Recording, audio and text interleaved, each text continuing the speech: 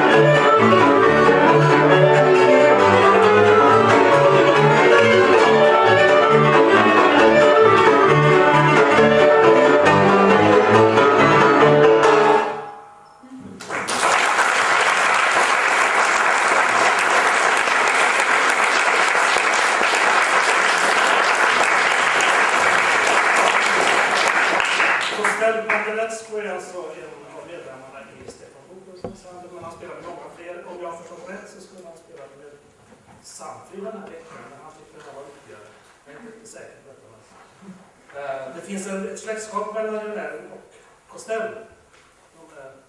De är svärbröder, eller vad säger man? Costell är gift med Rumells syster.